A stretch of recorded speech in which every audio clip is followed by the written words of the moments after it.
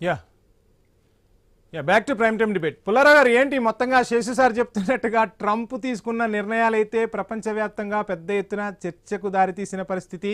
So అన్నింటికీ ఒకటే మందన్నట్టు tariff వార్ని ప్రకటించాడు. ఇప్పుడు వాళ్ళ న్యాయస్థానమే ట్రంప్ను చివాట్లు పెట్టిన పరిస్థితులు కనిపిస్తున్నాయి. సో ఏంటి, ఎలా చూస్తున్నారు? మనకి ఇందాక నేను షో ఆఫ్ అయిపోయిందని శేష్ గారికి మాట్లాడారు, అదే చెప్తున్నా. మనకి భారతదేశానికి మనం డొనాల్డ్ ట్రంప్ తో పోరాడే పరిస్థితి లేదు. ఆయన ఏ మాటలు అన్నా మన ప్రభుత్వం ఒక్క మాట తిరగలేదు. నిశ్శబ్దంగా ఉంటున్నారు, ఇలా అవమానిస్తున్నాడు అంటే మాట్లాడలేదు. నిశ్శబ్దంగా ఉండి దాటవలసిన సముద్రాలు దాటాం. ఎప్పుడైతే యూరోపియన్స్ కూడా చూసారో మన యాటిట్యూడ్, వాళ్ళు మనతో బ్రహ్మాండమైన డీల్ 25 దేశాలకు వచ్చారు. ఆ డీల్లో ఉన్నది లోపల లక్షల మంది భారతీయులను తీసుకోవటానికి, యూరోప్ లో ఒక ఉద్యోగాలకి దానికి తీసుకోవటానికి రెడీగా ఉన్నారు, చేస్తున్నారు. ఎన్నో మార్పులు వచ్చినాయి.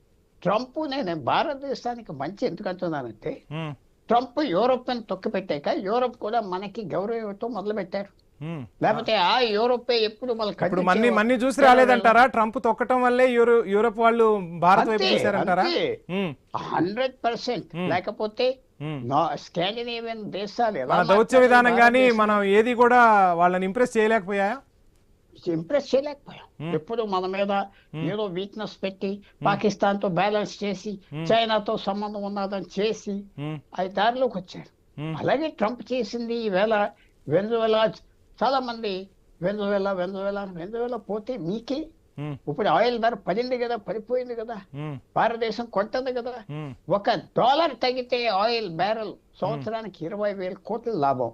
మన రూపాయి కొద్దిగా స్టేబిలిటీ వచ్చింది కదా, కొద్దిగా అంటున్నా, రోజు రోజుకి ఇంకా వస్తుంది. అంటే మన వెనుజులా, గ్రీన్లాండ్ ఒక్కొక్క చిన్న దేశాలు, ఆ తర్వాత పెద్ద దేశాల మీదకి ట్రంప్ రాడా? ఖండించాల్సిన అవసరం లేదా? అది నేను ఒప్పుకోను. గ్రీన్లాండ్ కి మీకు నాకు సంబంధం ఏమున్నది? చైనీస్ వచ్చి ఆక్రమిస్తున్నాడు అన్నారు, తీసుకొని ఆర్టిక్ మనకేంటి? డెన్మార్క్ చేతి కింద ఉన్నది. డెన్మార్క్ ఈ రోజు మనం గొంతెత్తపోతే రేపు మనకు కష్టం వచ్చినప్పుడు ఎవరు గొంతెత్తుతారు? ఎవరు మనకు అండగా నిలుస్తారు? మనకి కష్టం వచ్చినప్పుడు మన డెన్మార్క్ పెహల్గామ్ లో జరిగాక ఒక్క మాట అన్నారా? ఏ యూరోపియన్ దేశం ఖండించారు? చూసి చెప్పండి. ఏ యూరోపియన్ దేశం ఖండించారు? చెప్పండి. చైనా మన భూమి ఆక్రమించింది, మనతో గొడవ పడుతుంది. ఏప్రిల్ 2020 నుంచి ఎవరైనా ఇంక్లూడింగ్ వ్లాడిమిర్ పుతిన్ అడ్డం వచ్చేదా? రాలేదే.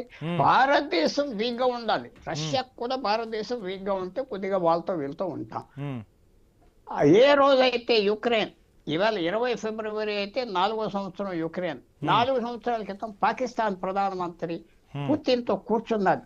ఎప్పుడైతే యుక్రెయిన్కి వెళ్ళాడు, పుతిన్ పెహల్గామ్ గురించి స్పెసిఫిక్ గా చెప్పలేదే. మరి డైరెక్ట్ గా మనపై విమర్శలు గుప్పించిన పరిస్థితి కదా దేశం మీద. ఉక్రెయిన్ యుద్ధం జరుగుతుంటే ఆ ఉక్రెయిన్ యుద్ధానికి ఇంధనం అందుతుందే భారత్ నుంచి, రష్యా నుంచి చమురు కొనుగోలు చేయటం వల్ల అని చెప్పి ట్రంప్ మాట్లాడిన పరిస్థితులు లేవా సార్? ఏం తప్పలేదు. యూరోప్ కొంటున్నారు, జపాన్ కొంటున్నారు, కొరియా కొంటున్నారు. ట్రంప్ కి వాళ్ళ మీద మనం ఎక్కడి నుంచి కొనుక్కోవాలో కూడా ట్రంపే చెప్తాడా? ట్రంపే డిసైడ్ చేస్తాడా? ఇరాన్ నుంచి కొనుక్కోవద్దన్నప్పుడు మనం ఆగిపోయామే. ఎందుకు ఆగిపోయాం? మన్మోహన్ సింగ్ టైం నుంచి. ఎందుకంటే ఈవేళ ప్రపంచం ఫైనాన్షియల్ సిస్టమ్ ఎలా ఉన్నా, శాంక్షన్స్ అంటే ఏంటి? శాంక్షన్ చేస్తున్నాం ఆ దేశాన్ని అంటే వాళ్ళ దగ్గర ఉన్న ఆ బ్యాంకింగ్ ట్రాన్స్ఫర్ ఆప్ చేస్తారు, కరెన్సీ డీల్స్ ఆప్ చేస్తారు. సో మనం ఈవేళ ట్రంప్ తో గొడవ పెట్టుకుని వెనుజువేలాను సపోర్ట్ చేసి, ఇరాన్ సపోర్ట్ చేసి, నార్త్ కొరియాను సపోర్ట్ చేస్తే ఉపయోగమా? 140 కోట్ల మంది ఉన్నాం. ఒక్క రోజు రేషన్ అందలేదు ఇక్కడ. ఒక్క రోజు ఓల్డ్ ఏజ్ పెన్షన్ ఒక నెల ఇవ్వమని చెప్పండి హైదరాబాద్ లో ఏమవుతుందో. మన దేశానికి ప్రభుత్వాలు అన్ని రాష్ట్ర ప్రభుత్వాలు, సెంట్రల్ ప్రధాని స్వయంగా చెప్పిన పరిస్థితి కదా, రష్యా మాకు ఎంత మిత్రుడైనా ఇది యుద్ధాల కాలం కాదు, యుద్ధాన్ని ఎక్కడా మేము కోరుకోము, అన్ని దేశాలు శాంతి సౌభ్రాతృత్వంతోనే ఉండాలని చెప్పి దేశ ప్రధాని చెప్పిన పరిస్థితి కదా. కరెక్టే. దేశ ప్రధాని ఆయిల్ ధర ఇప్పుడు తక్కువగా ఉన్నది, కొనుక్కున్నాం. ట్రంప్ అడ్డం వచ్చాడు. మనకి అమెరికాతో ముఖ్యం.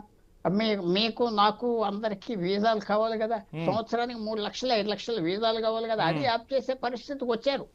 చాలా వరకు ఇప్పుడు మళ్ళీ మలుపు తిరుగుతారు. ఓవరాల్ పిక్చర్ మీరు చూడాలి. అంటే ఆయన భయపెడితే భయపడాలంటారా మనం? అడ్జస్ట్ అవ్వాం, మాట్లాడలేదు, ఎగిసిపోయాం. బ్రిక్స్ అంటే బ్రిక్స్ వదలలేదు. మనం ట్రంప్ తో చేయలేదు ఏంటంటే మాటల యుద్ధం మాత్రం జరపలేదు. మిగతాదంతా స్టిఫ్ గా ఉన్నాం. అది ఆఖరికి గుర్తించాడు. ఇది లెక్క పెట్టడం అన్నం అది వచ్చింది. ఎప్పుడు భారతదేశం ఈ మోడీ ప్రభుత్వం కాదు, 1947 నెహ్రూ టైం నుంచి కూడా భారతదేశంలో ఉన్న గొప్పతనం ఏంటంటే ఏమి లేనప్పుడు కూడా చాలా మొండిగా ఉన్నారు ఈ దేశం ప్రభుత్వాలు అన్ని. సో ఇది చెప్పాలి, చాలా టైం పడుతుంది. కానీ ఒకే మాట చెప్తున్నా, మిగతా మిత్రులందరూ దే వెయిటింగ్. మనకి తుఫాన్ వచ్చినప్పుడు మనం మనం స్టీమ్ షిప్ జాగ్రత్తగా తప్పించుకొని వెళ్ళిపోవాలి. ఎందుకంటే మనకి బోర్డర్ మీద ప్రతి దేశం మనం పడిపోవటానికి చూస్తున్నారు. చైనా, పాకిస్తాన్, బంగ్లాదేశ్ ఉన్న ఒకే హిందూ దేశం కూడా, నేపాల్ కూడా. ఆ పరిస్థితులు అలా ఉన్నాయి. ఏ ప్రదేశం ప్రపంచానికి ఇలాంటి ప్రాబ్లం లేదు. అందువల్ల భారతదేశం కేర్ఫుల్ గా ముందరికెళ్ళాలి. ట్రంప్ ఉండనే, ట్రంప్ కొడుకు అవనే, ట్రంప్ తాత అవనే, ఎవరితో అయినా అడ్జస్ట్ అవుతా మనం వెళ్ళాం. రైట్. కార్తీక్ గారు, మొత్తంగా చూస్తున్నాం పుల్లారావు గారు చెప్తున్నట్టుగా భారతదేశం చాలా కేర్ఫుల్గా వెళ్ళాలి, ఆచితూచి వెళ్ళాలి అని చెప్తున్న పరిస్థితి.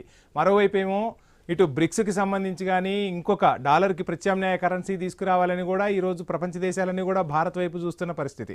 కొన్ని డీల్స్ కూడా మనం కుదుర్చుకుంటున్నాం. యూరోపియన్ యూనియన్తో అవ్వచ్చు, మదర్ ఆఫ్ ఆల్ డీల్స్ అంటున్నాం. రకరకాలుగా ఇప్పుడు ఫ్రాన్స్తో కూడా డీల్స్ కుదురుతున్న పరిస్థితి. సో ఏంటి, ఒక్క అమెరికా ఏం చెప్తే అది వినే పరిస్థితిలో మనం ఉన్నామా? అమెరికాను బేస్ చేసుకొని మనం వాణిజ్యం చేయాల్సిన అవసరం ఉందంటారా? ఇంకా నిజానికి అమెరికా ఎత్తుగడే ప్రపంచ వాణిజ్యాన్ని తనకు అబంధ హస్తాల్లో పెట్టుకోవాలని, ప్రపంచ ఆర్థిక వ్యవస్థని తన